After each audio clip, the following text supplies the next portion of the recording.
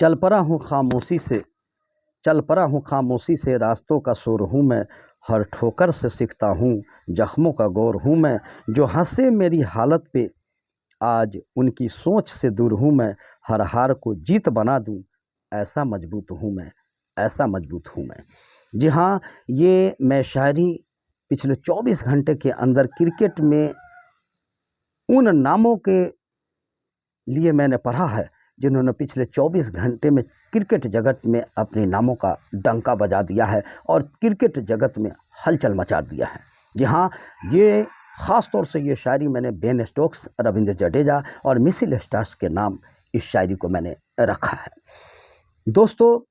जैसा कि आपको मालूम है कि लॉर्ड्स के ऐतिहासिक ग्राउंड में जब भारत के सामने 192 रन का लक्ष्य रखा गया तो ऐसा लग रहा था कि एक समय भारत इस मैच को काफ़ी अंतर से हार जाएगा, लेकिन जिस तरह से 9वें और 10वें विकेट के लिए रविंद्र जडेजा ने ख़ास तौर से वहाँ पर आपको जसप्रीत बुमराह और मोहम्मद सिराज के साथ जो 58 रन का पार्टनरशिप किया, वैसी स्थिति में इंग्लैंड के कप्तान बेन स्टोक्स को समझ में नहीं आ रहा था कि हम क्या करें और क्या ना करें। वो कौन सा गेंद है जिस गेंद से रविंद्र जडेजा आउट होगा। और भारत ने हालांकि सब लॉर्ड्स के ग्राउंड में सबसे करीब जाकर 22 रनों से हारने का यह भी एक रिकॉर्ड भारत ने कायम किया है कि लॉर्ड्स के ग्राउंड में उतना नज़दीक अभी तक शायद कोई टीम नहीं पहुंच पाया है। इस हार को हार नहीं बल्कि ये कहा जाए कि रविंद्र जडेजा ने एक मैराथन इनिंग खेला, 61 रन नॉट आउट। जीत के बाद जब आखिरी विकेट इंग्लैंड ने 10वां विकेट लिया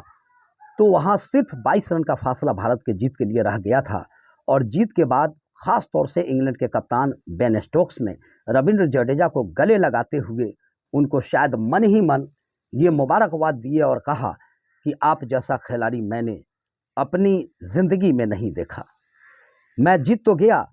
लेकिन मेरा ये जीत मुकम्मल नहीं है, चूँकि मैं चाहता था कि आपको आउट करूं, लेकिन दुनिया ऐसे ही सर रविंद्र जडेजा आपको नहीं कहता। कुछ खासियत है, जभी तो आपके नामों से पहले सर लगाया जाता है।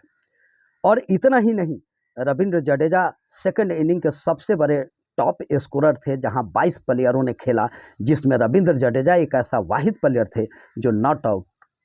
होकर ग्राउंड से लौट रहे थे। रविंद्र जडेजा साहब ने जो 61 रन का इनिंग खेला वो ये साबित करता है कि लॉर्ड्स के उतनी धीमी पिच पर जहां एक से एक धुरंधर के रहने के बावजूद भी सेकंड इनिंग का सबसे बड़ा टॉप स्कोरर है। और वो वहां पे ये साबित कर रहे थे कि टीम भले ही हारा हो लेकिन रविंद्र जडेजा का वो जज्बा और जोश नहीं हारा, वो हार कर भी बाजीगर थे। और भारत को देखा जाए तो जिस तरह से खेल पर पकड़, जिस मजबूती के साथ पकड़ थी, वाकई में भारत हार कर भी बाजीगर वहाँ पे बना है। क्रिकेट के खेल के हर प्रारूप में भारत आगे था, क्रिकेट के हर रूप को भारत ने जीता था, लेकिन एक कप्तान का जो ब्रेन होता है वो ब्रेन इंग्लैंड के पास था और वही ब्रेन के कारण इंग्लैंड ने इस मैच को वहाँ पे जीत जाता है। जी हाँ, बेन स्टोक्स साहब वहाँ इंग्लैंड और भारत के बीच ग्राउंड के अंदर में बेन स्टोक ने जितना मेहनत किया वो इस बात को ताज़ा कर दिए कि ग्राउंड में बेन स्टोक नहीं बल्कि महेंद्र सिंह धोनी दौड़ रहे हैं। और जितना मेहनत उन्होंने किया और अपना ख़ास परफॉर्मेंस से जब भी विकेटें नहीं गिर रही थी, बेन स्टोक फ्रंट फुट पर आकर और वो हमेशा खेला और आकर जब भी बॉलिंग करने आए उन्होंने विकेटों लेकर दिया। चाहे वो रन आउट कराकर पंत का रहा हो, चाहे वो बॉलिंग के बल पर मेन समय पर विकेट का गिराना हो। जब किसी से विकेटें नहीं गिर रही थी तो बेन स्टोक आते थे और विकेट लेकर चले जाते थे, उड़ कर चला जाता थे। बेन स्टोक ने हालांकि दोनों इनिंग को मिलाकर 70 रन ही बनाए और इसके अलावा उन्होंने 5 महत्वपूर्ण विकेटें ली, लेकिन उन्होंने जो कप्तानी की है वो कप्तानी भारत पर भारी पड़ गया और बेन स्टोक आखिरकार इस मैच जीतने में कामयाब रहे और लॉर्ड्स के ग्राउंड में चौथा मरतबा वो मैन ऑफ द मैच हुए, जो इंग्लैंड की तरफ से ही अपने आप में एक अद्भुत रिकॉर्ड है। बेन स्टोक्स इंग्लैंड के लॉर्ड्स के ग्राउंड को सलाम किया और साथ ही रविंद्र जडेजा को भी दिल से लगाया, गले से लगाया और कहा कि मैं जीत तो बेशक गया हूँ लेकिन मैं आपको आउट नहीं कर सका, इस बात का मुझे सदा मलाल रहेगा। मेरे दोस्तों, अब रह गया कि भारत के सामने जो 2 टेस्ट मैच बचा है उसमें से भारत अगर दोनों टेस्ट को जीतता है तब जाकर सीरीज जीतेगा, और इंग्लैंड महज एक टेस्ट जीतेगा तो वो सीरीज जीत कर निकल जाएगा। तो मैंने आपको बोला था कि वो कौन सा चीज़ है जो इंग्लैंड के पास था, जो भारत के पास नहीं था, वो था बेन स्टोक्स। मैंने बोला कि मैंने बोला कि भारत हार कर की बाजीगर कैसे बना। बेन स्टोक्स ने मैच जीतने के बाद रविंद्र जडेजा को गले लगाया, और गले लगाने के बाद उन्होंने कहा मैं जीत तो गया लेकिन आपको आउट नहीं कर सका। मेरा मकसद था रविंद्र जडेजा को आउट करना, लेकिन जब जडेजा आउट नहीं हुए, नॉट आउट जा रहे हैं, और रविंद्र जडेजा ने अपनी झंडा गाड़कर भारत के नाम को वहाँ पर देखा जाए तो बुलंद किया, और बेन स्टोक्स